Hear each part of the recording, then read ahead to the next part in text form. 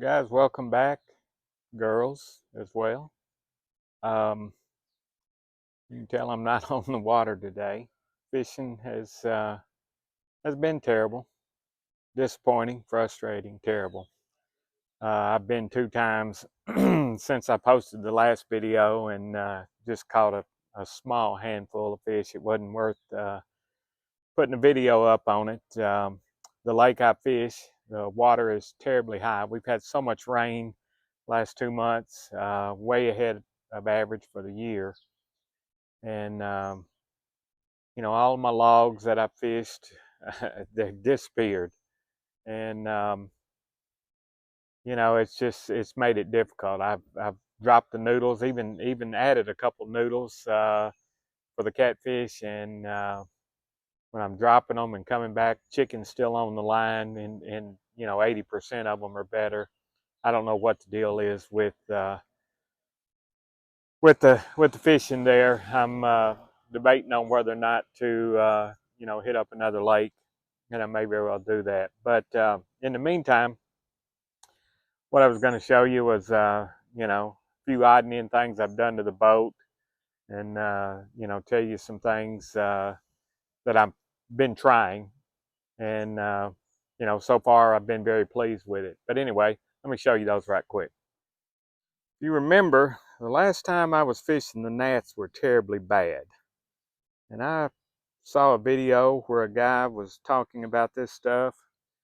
So I thought I'd try it. I think I paid 10 bucks for it, plus shipping. And, you might be able to shop around, find it a little cheaper. But, and you probably can't tell a whole lot by that picture there, but I'll post this one so you can tell a little more about it. But, it's got a really great smell. It's got a vanilla smell to it, and we've all heard of vanilla extract helping with the gnats, but it's got some other ingredients. But one of the things I found comical is it says to be sure and tell your wife, girlfriend, whatever, that what you're using, let her smell it, because when you come back from fishing and you smell like this, she won't believe it. It smells that good, and it does seem to work. As I say, I've used it 2 times now since that last outing, where I fought the gnats and put the mesh net on my head and everything. I will tell you that after about an hour and a half, 2 hours, you do have to touch it up again, but so far I've been pleased with it. The other thing I want to show you that I've done is, I picked up a lithium iron phosphate battery, and that's still in my, Minn Kota battery center here. It's a little smaller battery, and I even put a little of the styrofoam in it that came with the shipping just to kind of help pad it. But when you charge this thing up, it goes up to a little over 14 volts, where if you're used to the lead acid batteries, they go up a little over 13 volts and then they settle back down. For this one, as I say, you charge it up, it goes over 14, settles back down to about 13.7, somewhere in that range. And I have been extremely pleased with it. And this is a budget battery. I'll show you the picture here of what I bought. And I watched other YouTube reviews on it where they cut it open and looked at the inside and everything. And as I say, it is a budget battery, but so far so good. I've fished it for 11 and a half, almost 12 hours.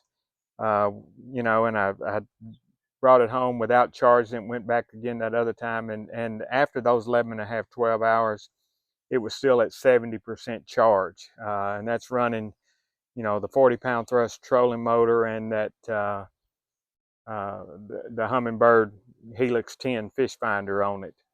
And the Humminbird says it can handle up to 20 amps, I believe, or 20 volts, I'm sorry. So it's good on that. Should be no issues there. I will tell you that you do have to get you know, a different charger, one specifically for that, to get it up to the full charge of over the 14 volts. And you know, your regular battery chargers, from what I gathered, would charge to a certain level, but they wouldn't get you to a full charge. So that's what I've done, and I've been extremely pleased with that so far. Now, one of the other things I've done was, you can see the you know, the transom board here, and on my motor, when I would run full throttle, I was getting some spray over, not bad, but over the transom, and the board was getting pretty wet. And I probably need to replace that soon, but I'm going to try to drag it out a little longer, just for the simple fact that it's, you know, I dread it. But I ended up fabricating and rigging up a little cheap transom splash guards. And this is the uh, little 3/4 inch angle aluminum. I would call it angle iron, but it's aluminum. Picked it up at Tractor Supply, and then got me some plastic at Walmart, of all places. This is basically just the you know, a storage tote that had a snap-on lid, and I cut that out of it, and it's got, you know, about a 3-inch spacing here, and it tapers outward to I think I did it to 4 1/4. And part of the reason for that is, you know, the motor blocks some of the spray. Also, I wanted to be sure that in turning the motor, I still had plenty of clearance. It didn't bump, so that's good. But it worked great. Put it on both sides, and transom board stayed dry the entire time. So very pleased with that, and that's just a, you know, a cheap fix. One of the other things I've done, I don't know if you can tell much about it, very simple. This transducer on the Helix 10, just to give it a little extra padding during transportation.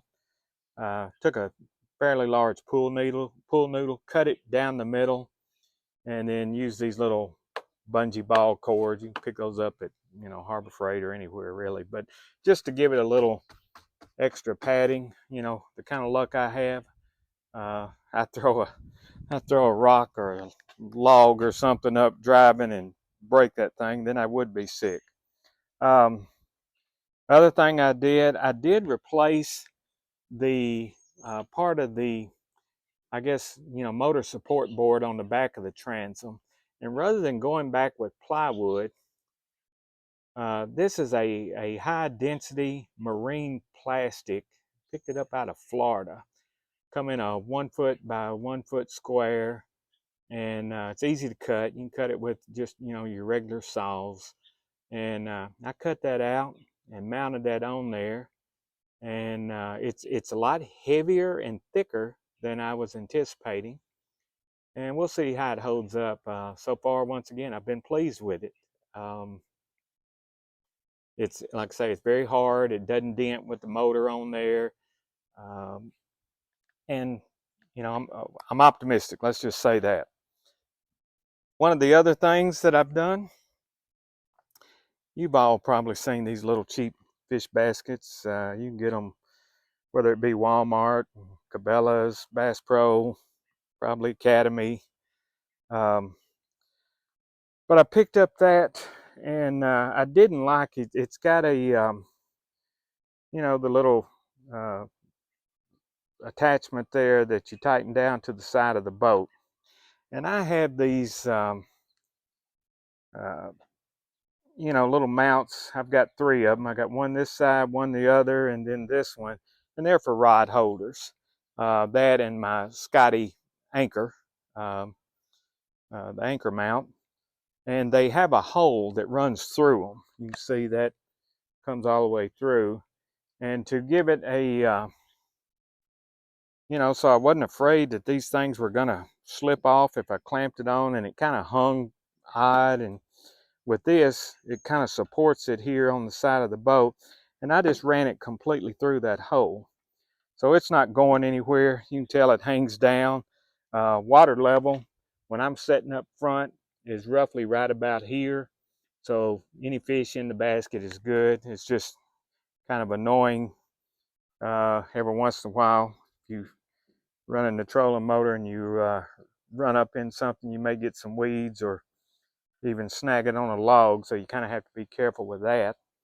But and then one of the other things I've done, since I'm not fishing because of the crazy wind and weather, I went to a larger rim and tire there. I had the little 8-inch tires on it, and these went up to the 12. It does cause me to have to back into the water just a hair further to launch the boat and to load it, but it's very minimal. And it does give me that tire has a higher speed rating. I think I want to say it's 81 miles per hour, which I'm not going to do that anyway, pulling a boat. But it beats those little 8-inch tires and rims that I think theirs was 60 or maybe 61 or 2, something like that.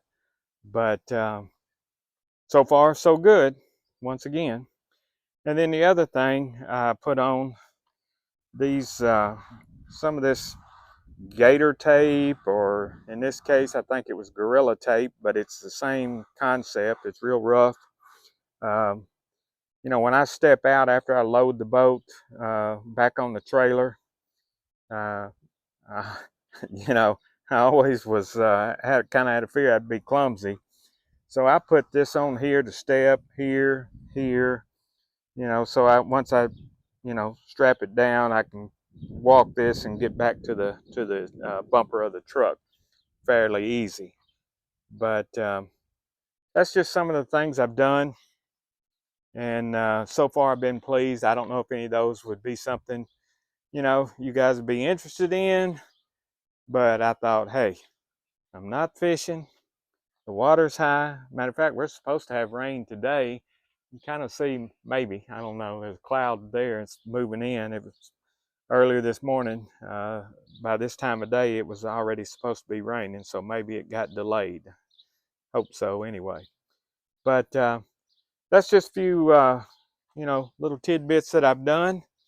And again, don't know if some of those or a couple of them or none of them interest you, and that's okay. But you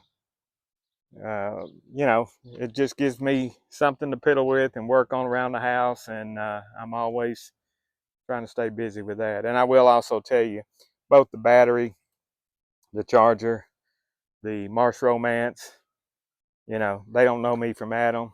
That's not an endorsement. I bought all of it with my money, and just letting you know that, hey, it's worked okay with me. So anyway, that's kind of a quick down and dirty, and y'all take care. We'll talk to you later.